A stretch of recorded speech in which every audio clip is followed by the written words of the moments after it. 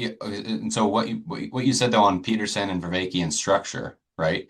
In that, yeah, they are saying there's order, there's pattern, there's structure to the universe, but they don't do it with clear rules, right? Right, Peterson is not like there's order to the universe E equals MC squared. That's what I mean right. by order, right? There might be that equation might represent a genuine, shockingly consistent pattern, and Yeah, that's why it is a valuable thing to know. But he's saying something where the modernists and the postmodernists are upset at him, yep, right? yep, yep. Because the modernists are upset that it isn't consistent, and the postmodernists are upset that it isn't complete, Right, right? right. And so that's basically the last thing that I wanted to say, which is basically if modernity is a commitment to consistency, its perpetual weakness will be its awkwardness or its incompleteness, Yeah, right? yeah, So what the postmodern theorists in general are possibly the people who poke at the inconsistent or the incomplete moments of modernity, or point out to modernity its own inconsistencies to try to undermine the whole system, right? yep, Now, there's yep, a healthy version of that. There's the jester version of that. There's the yep. trickster monster on the edges version of that. That's like Pajot's favorite character in history, right? Um, but there's also the anarchist version of that that Yep, wants to point out the inconsistency or wants to point out the incomplete moment so that they can destroy the whole thing because they think they can reign over the chaos. yep, That's a possibility, yeah, right? yeah. And so that's so someone like Foucault, right, is basically saying modernity has all these systems by which it measures goodness, right? And when it does so, it ends up not identifying the right people in the right way and spitting them out into different categories, right? So something like homosexuality, many different Christian traditions have condemned homosexuality for a long time. That's not new. But what was new to modernity was putting them in mental institutions, right? And I think that a large point of Foucault's point in his, I haven't really read too deeply into it, I just read some of it in undergrad, is that only with modernity can you say homosexuality is wrong because it's a medical aberration, and Right, therefore we can treat it by isolating it, and right, so that we can keep the rest of society consistent and keep these weird people off to the side, right, right? right. And so the marginalized person is post-modernity's piece of evidence that modernity has clearly failed to live up to its own standards in a Right. way, Right. right? Um, and I don't know much about that. Those are maybe more the left-wing postmodern theorists, whereas the right-wing ones are now what we'd think of as the post-liberals or something like that. And so to the extent that liberalism is a modernist philosophy or a modernist outlook, its commitment and its um, approbation or its putting forward of rules as one of the ways in which we're going to constrain a violent state, right? Right. But if then it's committed to those problems, then its weaknesses are the moments in which those rules don't work, the Right. Civil War, or all of the various different awkwardnesses. Does the president have the right to impose tariffs unilaterally under this 1971 law or whatever? All of those things like that. That's the weaknesses of liberalism, which we can try to deal with.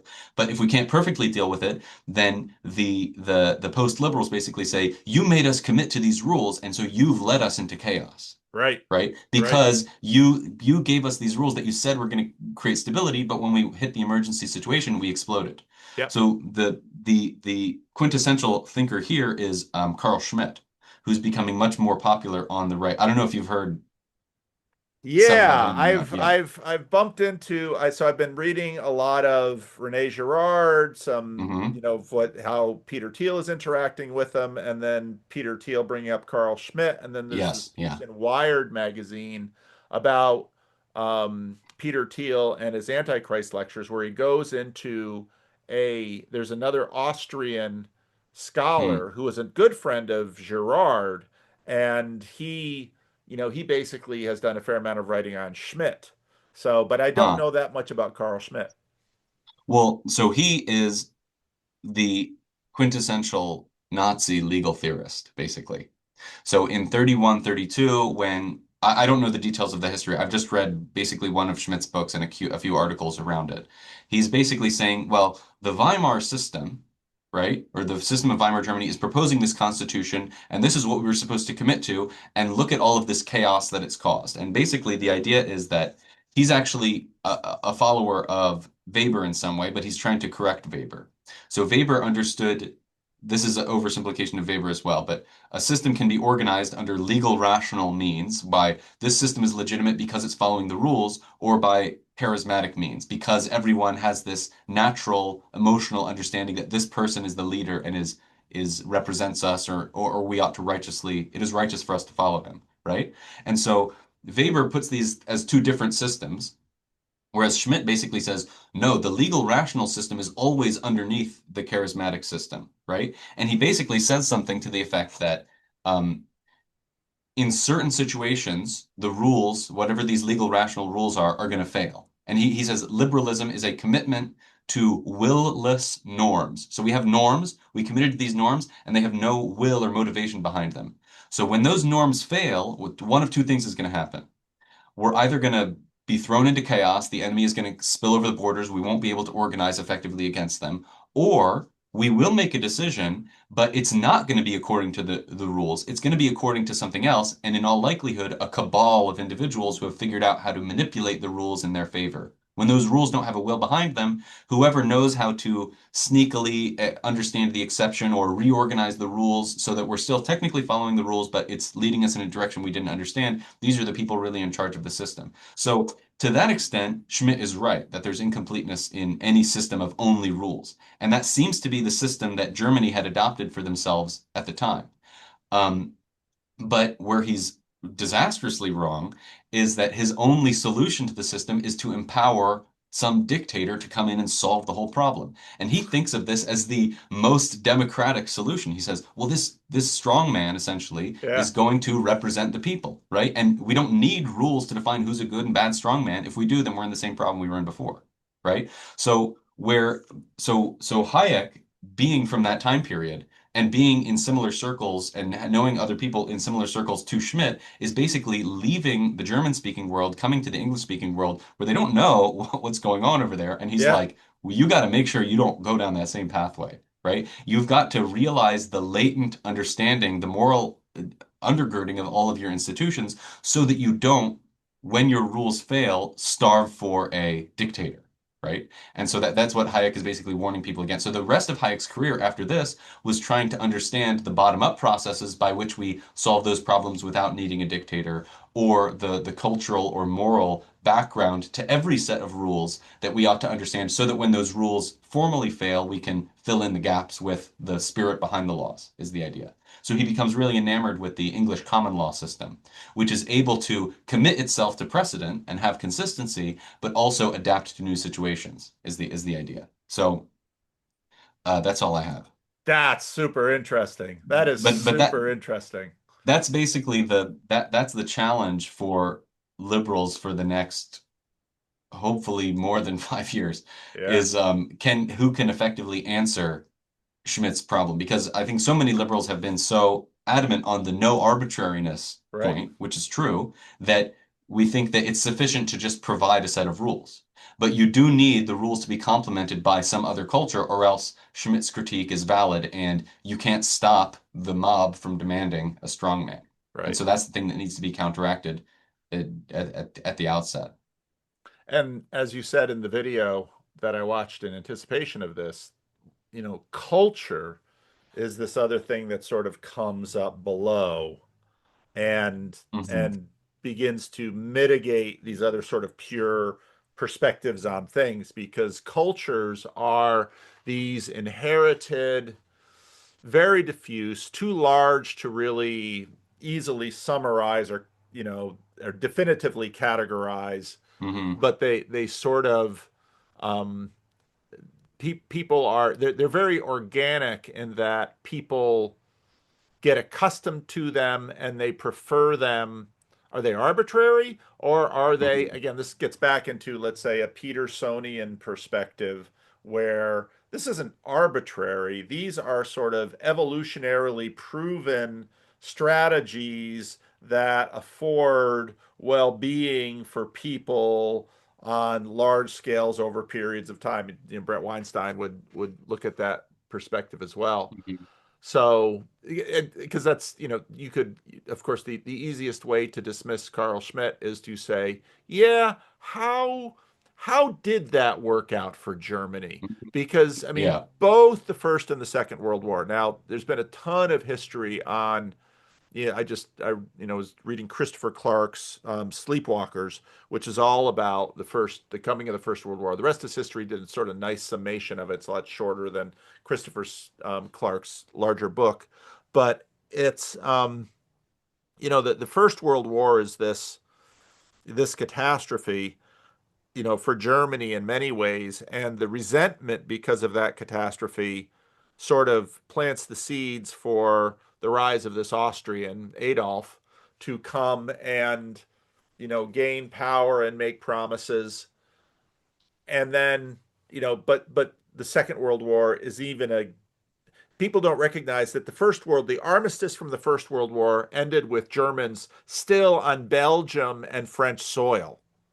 Now, Hmm. they agree to an armistice partly because they can see that with more and more Americans coming over, this thing is going to tip against them. So they better stop it. But then the terms that they receive and agree to at Versailles feels like a betrayal.